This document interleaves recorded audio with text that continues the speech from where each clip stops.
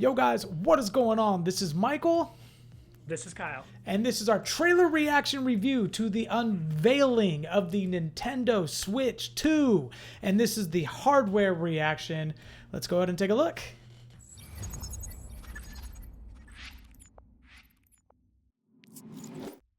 All right, so we are excited for this one, or at least I'm excited for this one. I haven't seen any of it. Full disclosure, Kyle, you've seen all this, right? I've seen everything. Yeah, Okay. I've been trying to keep up with it as much as possible. But this is exciting for me, for you to be able to see what the future of Nintendo is. This is the what we're doing in this little compilation is there was the entire 1 hour direct. We are just taking segments of it so we can break it down piece by piece. And this is a hardware section revealing what exactly the Nintendo Switch 2 is and what the differences are between that and the Nintendo Switch 1. So this is the hardware review. All right, well, let's go ahead and get into the hardware reveal. My predictions for this is that it's better resolution, it's faster, and that's it. I mean, just like, Okay, so just general, literally just a general improvements. The upgrade from a PlayStation 2 to a PlayStation 1, just the regular upgrade path. Yeah, just regular upgrade path. I don't know. Is there something different? Like, now I'm interested. Okay, all right. Well, I don't know. Maybe. All right, here it is, the Nintendo Switch 2 hardware reveal. Let's go ahead and take a look at it.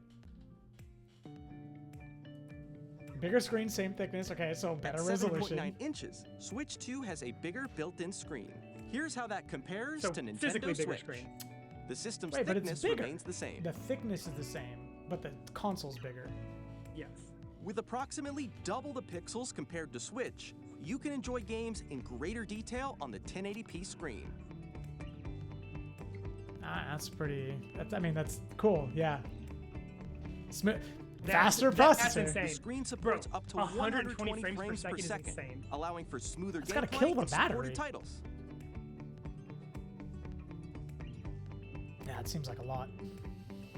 The LCD screen is more vivid and supports HDR, providing more contrast between light Okay, and that dark looks areas a of lot the better. images. Yeah, that's a big difference. Magnetically The all-new attached. Joy-Con 2 controllers That's so connect good. magnetically. I freaking hate the slide Strong thing in magnets there. keep the Yeah. controllers I know firmly you did. You attached to the pointed system. out that. Yeah. Detach a controller easily by pressing the release button on the back. How's it magnetically attached if it's also regularly attached? Right here.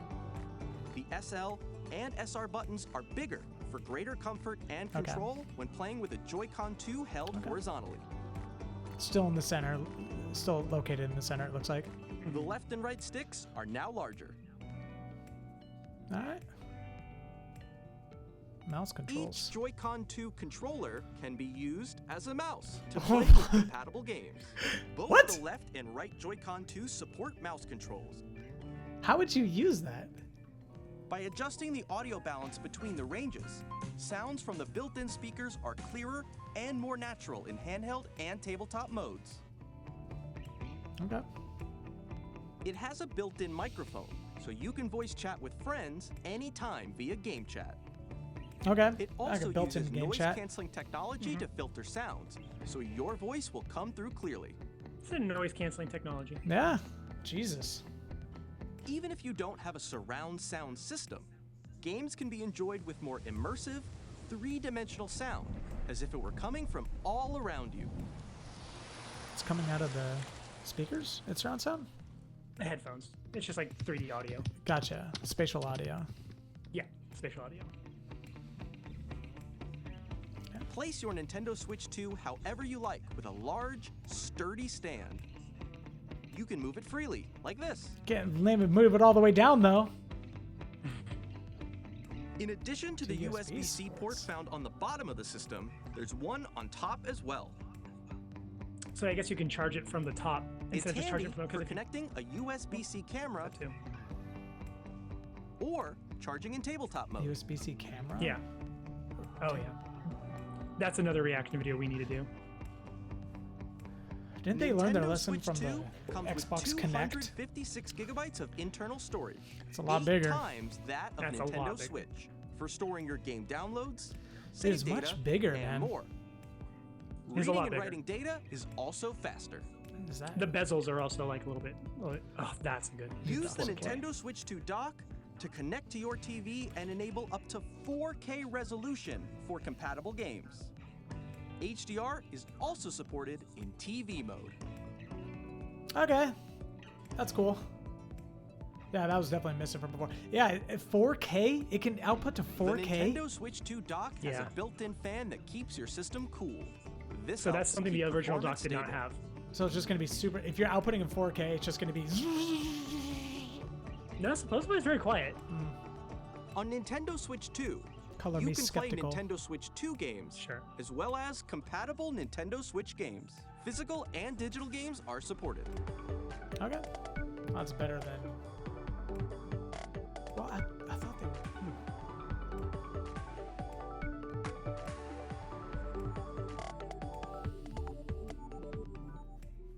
Okay, so we can stop that one there. As you just saw. So that is the hardware overview of the Nintendo Switch 2. Your first thoughts, your first impressions.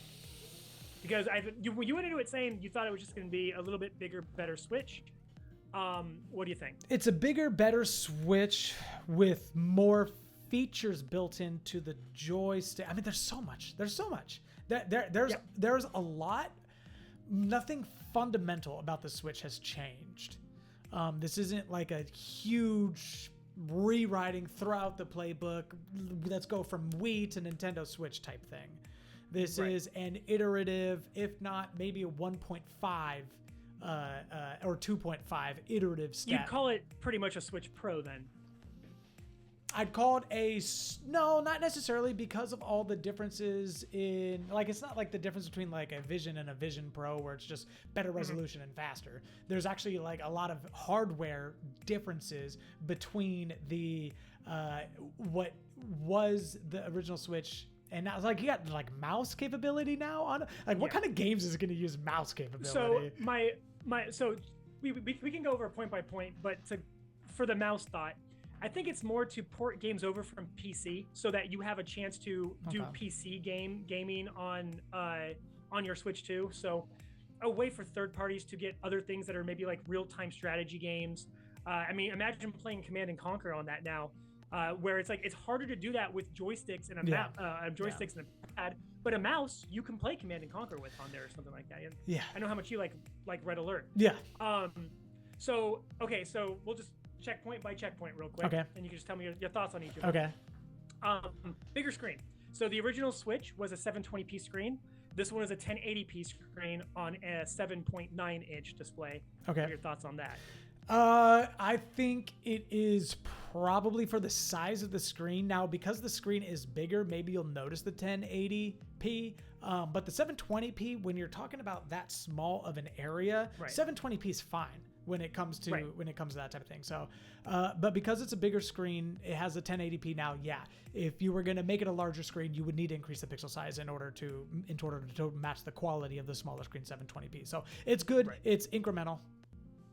Sure. 120 frames per second refresh rate, which is where the Switch had a hard time doing 30 frames stable, especially if you played any of the new Pokemon games. And I know you were a big Legends of Arceus fan. Yep. Sometimes it can slow down. Like when there's a lot of Pokemon on screen, or there's a lot of foliage, or you're in a dense area with a lot of that needs a lot of compute power, it can slow down. The fact that they're touting that these things can run up to 120 frames, I would have been happy with 60 frames per second. Super Smash Brothers looks great at 60 frames per second, and Mario Kart. You're telling me we could double that to 120 frames per second? Yeah. You know how smooth that's going to look? And the kind of horsepower that it's required to actually be able to push that in 4K, or I mean, even if it's 4K 60 and 1080 120, that's still an impressive piece of hardware so there. I think that there's a sweet spot. I think that okay, so I'm gonna get in trouble again. Why do you do this to yourself? I think that there might be a problem. I think it might be too big. It's a tablet. It's almost a tablet size now. Yeah, the resolution is now 1020 or 1080. The processing speed 120 FPS, right? All this is better, but it's better because it's bigger, right? the reason it's so good is because of the portability of it. You can easily just throw it in a backpack and go. But the fact that it's so big, okay, now are you getting into the game iPad market? You're like, what market are you? This is what I said last time, but then I got reamed for it. Exactly. I was just like What? repeating history here. What market are you getting into with this though? Because you are starting to get larger and larger. Why not just sell a freaking iPad at this point? Like an iPad with controls on the sides. You're getting larger and larger. And the reason it's better is because it's larger, because you have more surface area, you can add more RAM, you can do all this stuff into it. But the really innovative thing was it was so small and portable, and you still were able to get a lot of that stuff in. But you're right, Arceus, when you're playing that higher quality type of game, had issues with the smaller frame rate. For sure it did.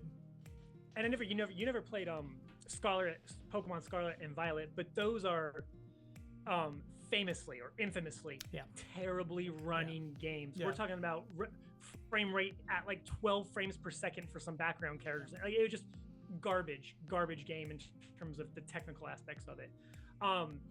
So while I agree with kind of what you're saying, that being a little bit bigger does hurt the portability of it, I would suggest reserving judgment until you get one physically in your hands, which we will on June 5th on the launch day.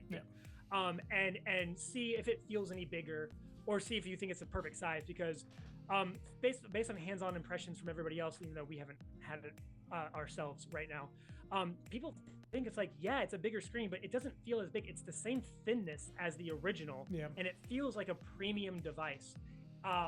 Okay, the magnetic attaching Joy-Cons instead of the rail sliding Joy-Cons, your thoughts? Dude, that is a huge win. That is a huge... I hate putting those freaking things on, man. I feel like I've broken it like 6 times trying to put those things on there. Yeah, so magnetically attaching, going in on the sides. I'm a fan of Apple's stuff when it does magnetic stuff, like the MagSafe for the. I use it all, in fact, I have it on a MagSafe right now. I really like the MagSafe. Now the MagSafe as a part now that the magnet as a part of the pencil on the side. But this is actually built into the game itself. The Joy-Cons are actually built into the screen and magnetically go into the screen. So I like that. I will also say the way that magnets work is those S and L buttons are made of steel, which is why they made them bigger too. Cool. And that creates the barrier and creates a electromagnetic circuit that holds it together. Okay. So there's actually some electromagnetic power going through there to make the magnet super tight. So that's how the magnets work. And from what everyone tells me, it's just like, it's sturdy. Like, whereas the rails feel like they can like wiggle around a little bit. Yeah. These feel a lot more sturdy, like they're like basically a part of the console. Well, that actually you can't really tear them off. That actually makes a lot of sense because it does have more surface area that is attaching as opposed to like these thin little rails that are attaching. So yeah, huge win, 10 out of 10 for the magnetic Joy-Cons. And then the mouse mode, you can turn them on the side, and it's a mouse. It might not be the biggest deal to maybe even most gamers, but I think the fact that you can port over PC games that are much better with mouse controls, and even first-person shooters. People love to play first-person shooters on their PC. You can do that with these mouse controls, and you might be skeptical about like how well they are, how responsive they are, and everything. But again, from hands-on impressions, they seem pretty impressive. Metroid Prime, Nintendo's first-person shooter that have a game coming out for them later this year, they demoed that. And you could play it with the joysticks and then immediately turn it down to mouse mode and move it with mouse mode, and then it recognizes that right away. And then you can switch back to joystick if you wanted to do joystick. Yeah. So I think while it could be like the IR sensor on the Switch, it could be like, the Kinect for the Xbox. It could be a feature that's just never going to be used. But I think that this has more utility than most gimmicky features on consoles. Yeah, I mean, it's going to be one of those things where it's going to be hard. The people that play PC games are going to continue to play PC games. Like, people that are really into PC games go out and they buy really nice, expensive mice. I mean, that's not a, I mean, there's Viper mice. There's all these different type of mice that you can get that are really good for gaming. This little super skinny, move your whole hand to get from one side to the other side. I think it's gimmicky. I think it's the Xbox 360 camera, the Kinect. On an airplane, on an airplane. You set up your little tablet and you can play. So you said this. I just want to repeat. You did this last time too. You said the same exact stuff last time. Yeah. But I don't know. Keeping in mind that it's a portable console, I think that there could be room to do this if you don't have access to your high-end gaming PC. So do you know what is actually probably going to be used for? I could see this being a really cool game mechanic in little like Mario Party or in like little side games like that. Something to the effect of, because for example, in Mario Party, there's some games where you could take the consoles and like the shaking ability of it, not useful in any context other than when you have to run up a hill and you're going like this, right? Or you have to.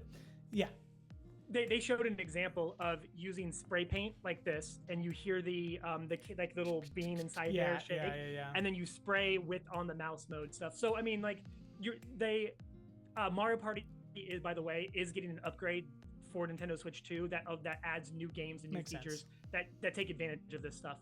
But yeah, I mean, you're right. Mario Party is a great example of where that could be used really well for. Maybe navigating the menu if you wanted to do that from your couch if you're using the joysticks. But personally, I'd rather just use the new Pro controller that comes out with it. If it's more traditional gaming. But yeah, I think you're right. I think mini games might benefit the most from the mouse controls. But I'm not going to write out porting PC games over that are only made for PC. And now you've unlocked a new demographic that can use that because Nintendo Switch has mouse controls. Yeah, with that, I'm very trepidatious about the actual use of that type of thing. Any other things? Some minor things. There were you saw a camera feature, which we'll get into with the game chat section when we do the game chat reaction. So you don't have to worry about that right now. There's 2 USB chargers for I think one of the complaints were like if I wanted to play in tabletop mode before and I set it on the table, the USB-C charger's on the bottom. How do I charge it and do it? So now that there's one on top too, you can charge it from the top while playing in tabletop mode if you wanted to. Yeah. The dock outputs in 4K and it has a fan now, so extra power. And then as far as the chipset stuff goes, the power of this console is probably right around between a PS4 and a PS4 Pro level power. Wow. For the console, for the Switch? That's crazy. So again, we're 2 weeks out from it be launching. The specs have leaked out where it's about 8 to 10 times more powerful than the Nintendo Switch.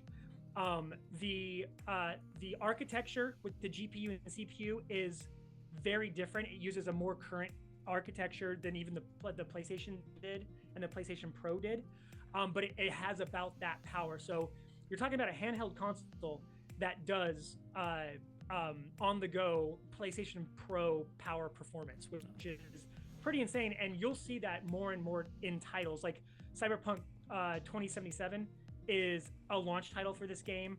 Skyrim, Elden Ring is a launch title for this game. That'll be really cool.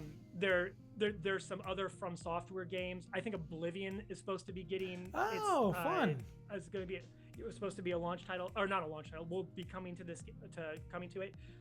Some of the games that are normally third-party exclusives. I think that. So this is the other thing. We didn't mention it here, but let me get your thought on this. The price tag is $450 for this console.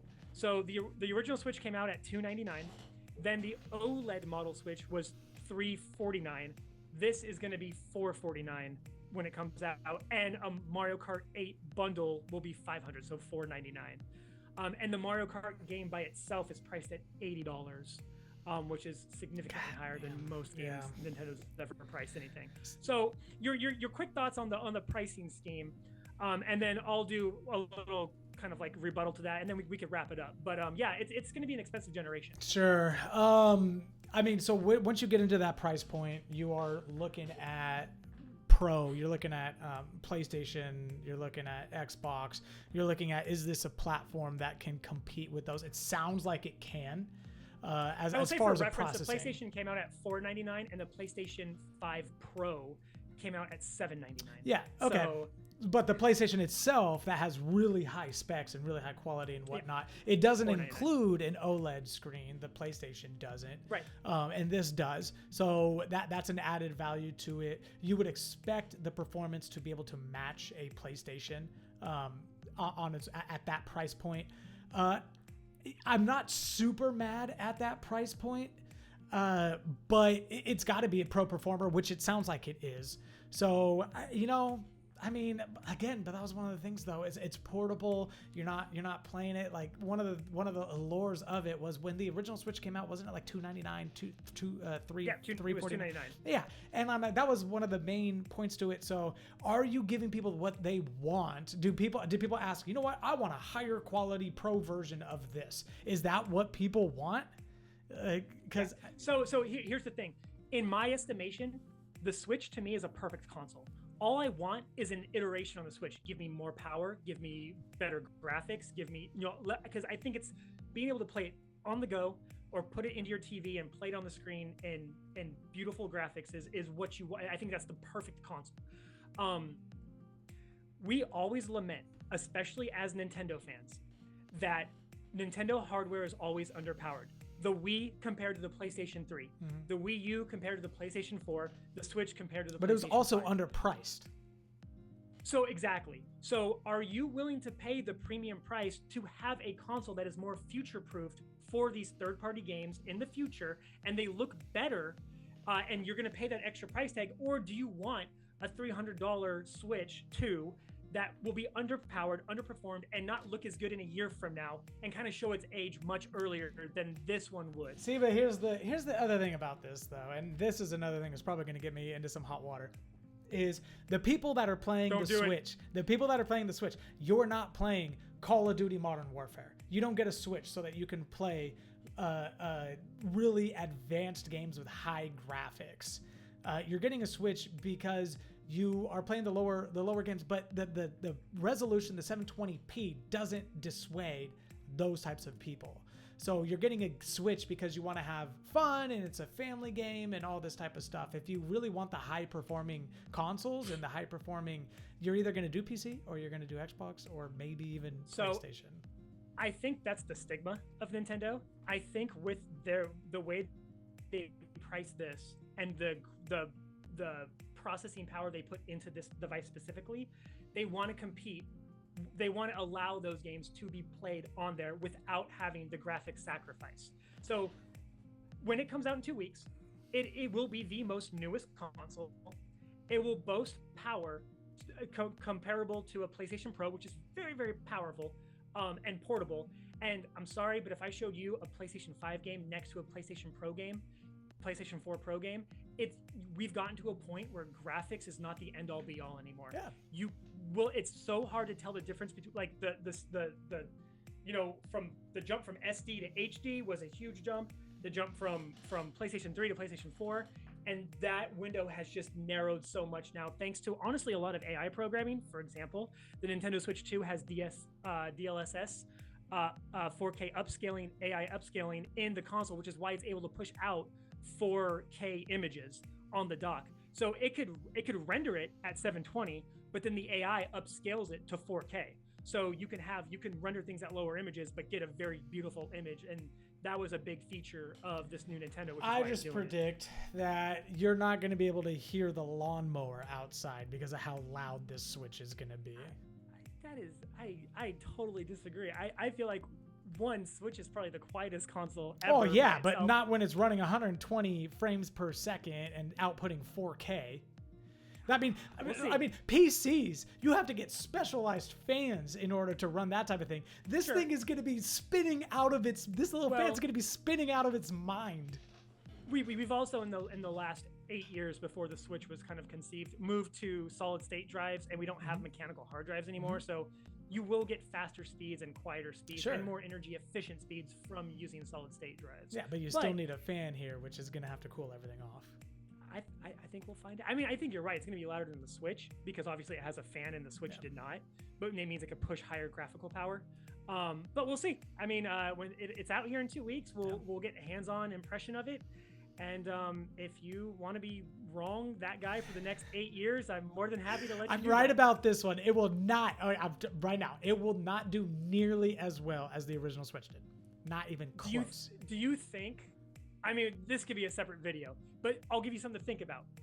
The 3 best-selling consoles for Nintendo ever were the Wii at 101 million units, the Nintendo Switch, which is still currently selling at 150 million units, and Nintendo DS, which sold 155. So 155 is the record for Nintendo.